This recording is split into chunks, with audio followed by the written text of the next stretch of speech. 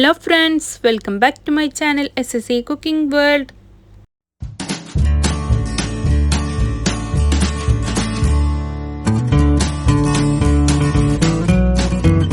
ഞാൻ നിങ്ങളുടെ മുമ്പിൽ വന്നിട്ടുള്ളത് നല്ല സോഫ്റ്റ് ആയിട്ട് എളുപ്പത്തിൽ എങ്ങനെ റാഗിപ്പുട്ട് ഉണ്ടാക്കാന്നുള്ള റെസിപ്പിയുമായിട്ടാണ്. റെസിപ്പിയിലോട്ട് കിടക്കുന്നതിന് മുമ്പായി നമ്മളുടെ ഈ ചാനൽ ഇതുവരെ സബ്സ്ക്രൈബ് ചെയ്യാതെയാണ് ഏതെങ്കിലും കൂട്ടുകാർ എവിടെയെങ്കിലും കണ്ടുകൊണ്ടിരിക്കുന്നുണ്ടെങ്കിൽ ഒന്ന് പോയി സബ്സ്ക്രൈബ് ചെയ്യാനും കൂടെയുള്ള കുഞ്ഞു ബെൽ ബട്ടൺ ഒന്ന് പ്രസ് ചെയ്ത് സപ്പോർട്ട് ചെയ്യാനും മറക്കല്ലേ. എന്നാലേ ഞാനിടുന്ന പുതിയ പുതിയ വീഡിയോസിൻ്റെ നോട്ടിഫിക്കേഷൻ നിങ്ങളിലെത്തുകയുള്ളൂ, നിങ്ങൾക്കത് അപ്പോഴപ്പോൾ തന്നെ കാണാനും പറ്റത്തുള്ളൂ. ഇതിനു വേണ്ടി ഞാൻ എടുത്തിട്ടുള്ളത് റാഗി പൗഡറിലെ ഇതുപോലെ വാങ്ങിക്കാൻ കിട്ടും സൂപ്പർ മാർക്കറ്റുകളിൽ നിന്നൊക്കെ. അപ്പോൾ അത് 1 കപ്പാണ് ഞാനിവിടെ ഉണ്ടാക്കുന്നുള്ളത്. അത് 1 കപ്പ് റാഗി പൊടിയും നമുക്ക് എത്രയാണോ ആവശ്യമുള്ളത് അതിനനുസരിച്ചിട്ട് എടുക്കാവുന്നതേ ഉള്ളൂ. ഞാൻ എടുക്കുന്ന ക്വാണ്ടിറ്റി അതേ അളവിൽ തന്നെ ഡബിളായിട്ട് എടുത്താൽ മതി.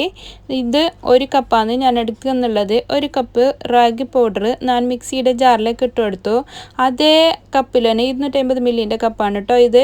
അതേ അളവിൽ തന്നെ 1 കപ്പ് ചോറാണ്, ഞാൻ പാലക്കാടൻ മട്ടാരിയുടെ ചോറാണ് ഇട്ട് കൊടുത്തിട്ടുള്ളത്. പാകത്തിനുള്ള ഉപ്പും കൂടി ഇട്ട് കൊടുക്കാം.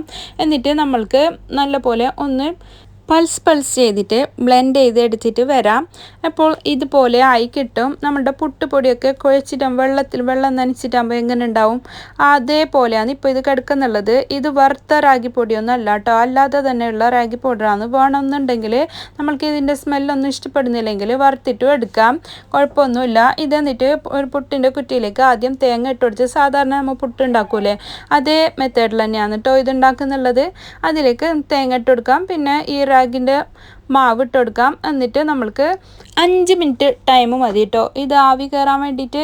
നമ്മളുടെ പുട്ടുകുറ്റിയിൽ ഇത് പെട്ടെന്ന് തന്നെ ആവി കയറി വന്നിട്ടുണ്ട്. അപ്പോൾ ഇതാ കണ്ടില്ലേ, നമ്മളുടെ സ്വാദിഷ്ടമായ റാഗി പുട്ട് ഇവിടെ റെഡി ആയിട്ടുണ്ട്. അപ്പോൾ കൈ നനയാതെ പൊടി വറുക്കാതെ എളുപ്പത്തിൽ എങ്ങനെ പുട്ടുണ്ടാക്കാമെന്ന് എല്ലാവരും കണ്ടില്ലേ. അപ്പോൾ റാഗി പൗഡർ നിങ്ങളുടെയൊക്കെ കയ്യിലുണ്ടെങ്കിൽ എളുപ്പത്തിൽ ഈ രീതിയിൽ പുട്ടുണ്ടാക്കിയിട്ട് നോക്ക്, എല്ലാവർക്കും ഒത്തിരി ഇഷ്ടപ്പെടും. അപ്പോൾ ഡയബറ്റീസ് ഒക്കെ ഉണ്ടവർ കൂടുതലും റാഗീസൊക്കെ കഴിക്കുന്നവരായിരിക്കും.